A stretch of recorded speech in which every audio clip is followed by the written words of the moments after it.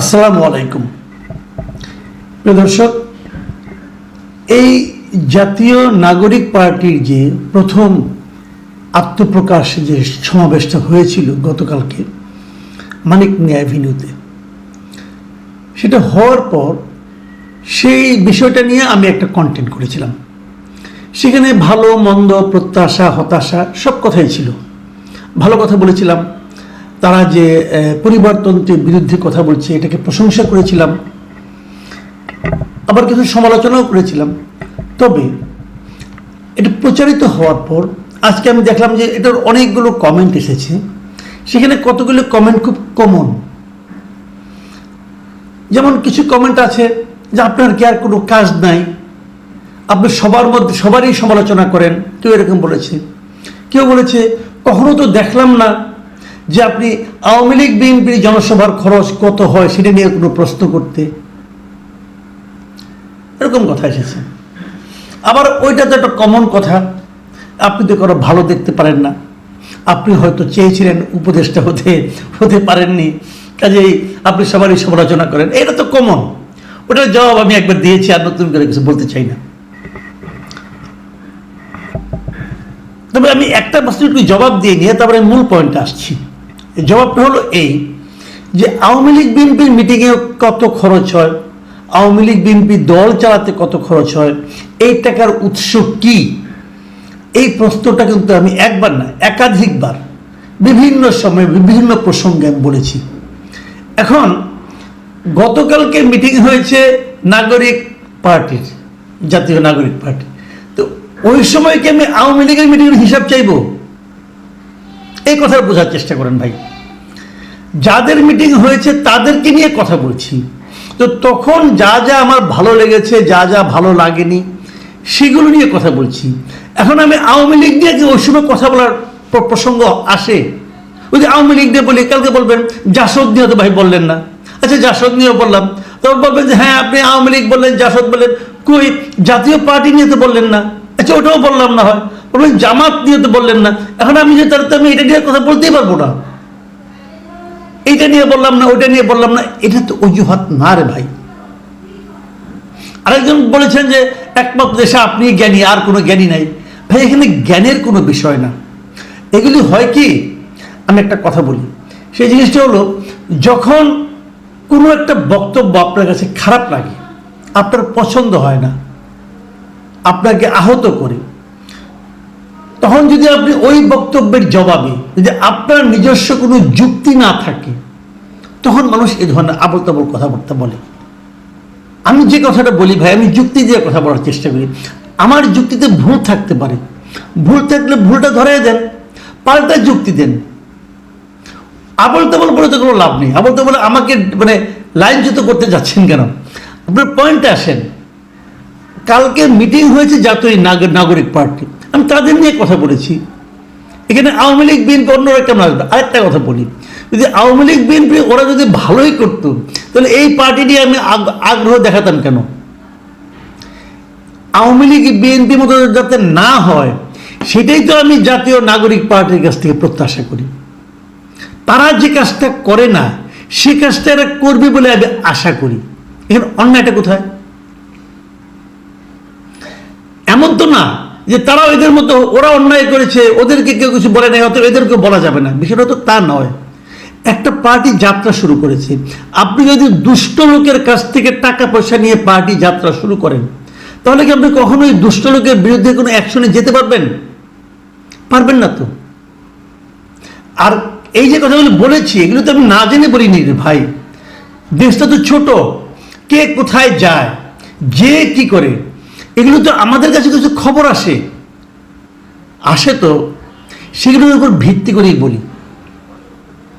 কাজে আমি এখনো আশা করব জাতীয় নাগরিক পার্টি তাদের ব্যয়ের একটা হিসাব দিবেন। তাতে হবে কি, তাদের ট্রান্সপারেন্সিটা সবার কাছে প্রমাণিত হবে, সবাই জানবে এটা এমন একটা পার্টি যারা তাদের প্রত্যেকটা পয়সার হিসাব দিচ্ছে।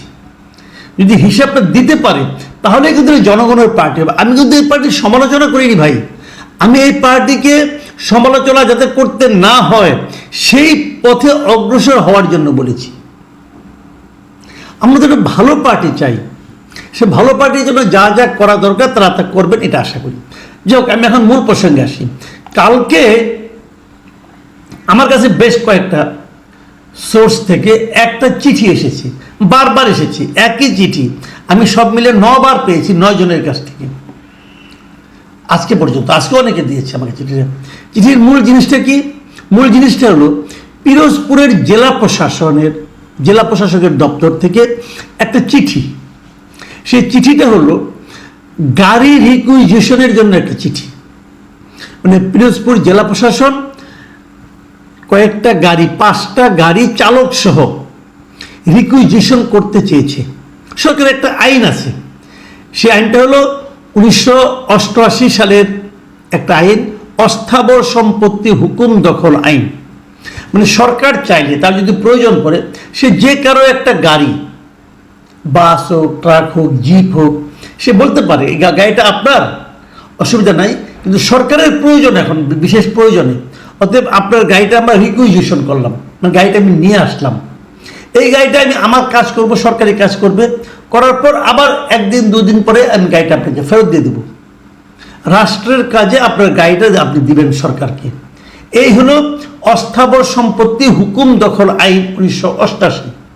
এই আইনের 3-1 ধারা অনুযায়ী সরকার চাইলে জনস্বার্থে যে কোনো গাড়ি রিকুইজিশন করতে পারে। এই সম্পর্কে আপনারা জানেন, নতুন করে বলার কিছু নেই। এই ধরনের একটা চিঠি পিরোজপুর জেলা প্রশাসনের কার্যালয় থেকে দেওয়া হয়েছে, এবং এই চিঠিটা দেওয়া হয়েছে কাকে? বাস মালিকদেরকে। তারা 5টা বাস তাদের প্রয়োজন, এবং সেখানে বলা হয়েছে যে এই যে কালকের যে সমাবেশটা হয়েছে, এই সমাবেশে ঢাকায় আসার জন্য, পিরোজপুর থেকে ঢাকায় আসবে, এই জন্য এই গাড়িটা দিতে হবে।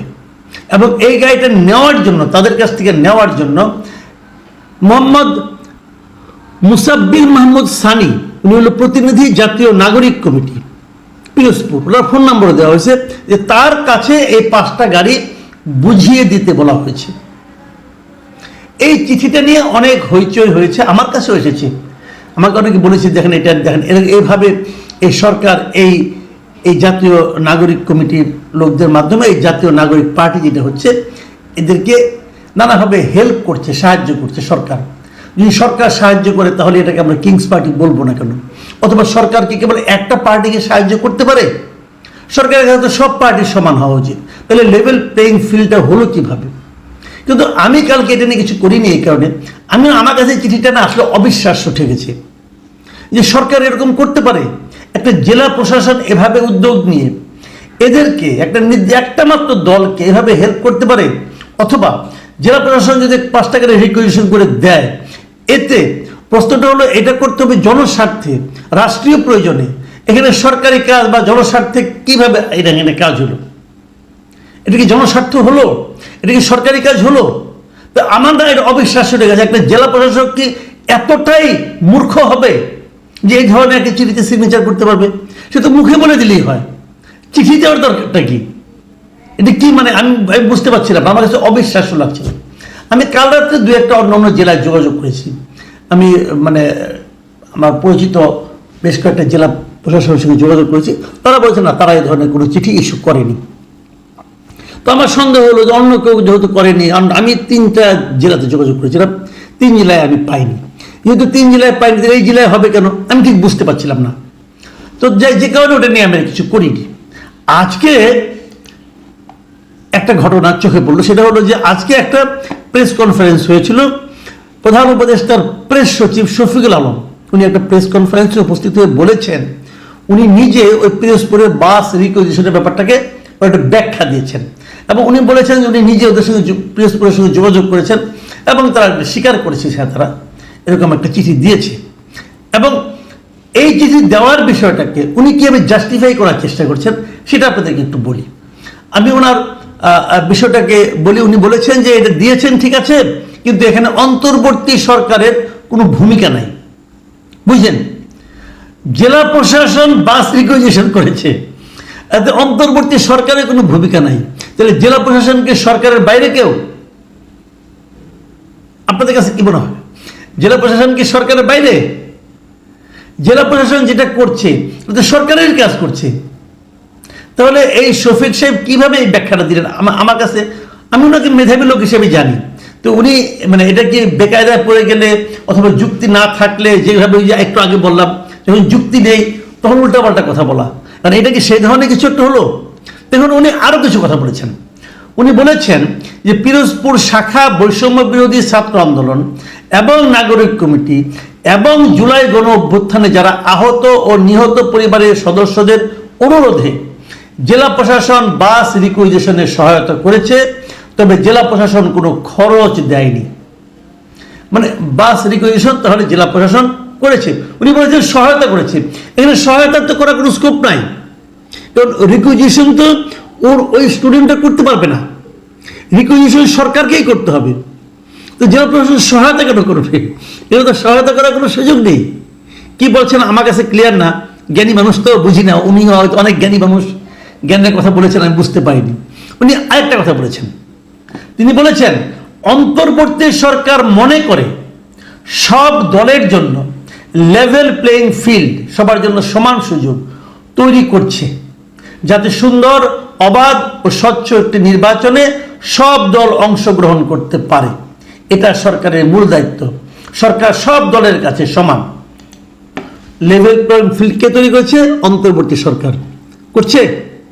কালকে যদি বিএনপি একটা মিটিং করতে চায়, তারা যদি এরকম বাস আনতে চায়, পিরোজপুরের জেলা প্রশাসন তাদেরকে 5টা 10টা বাস দিবে, ম্যানেজ করে দিবে? যদি জাতীয় পার্টি করতে চায়, যদি জামাত করতে চায়, যদি অন্য কোনো বাম দল করতে চায়, দিবে তারা?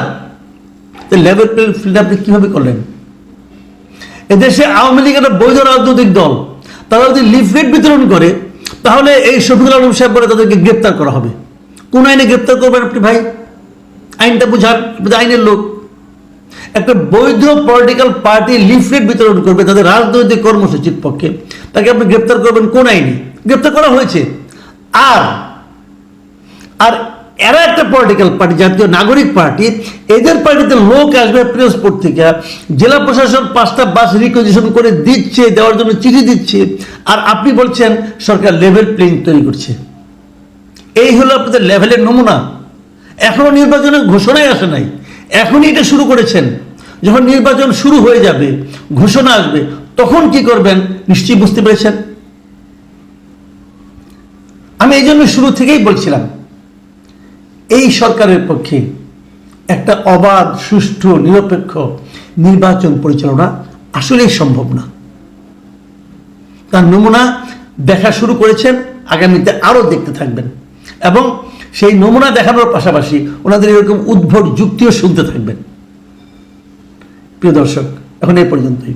আল্লাহ হাফিজ।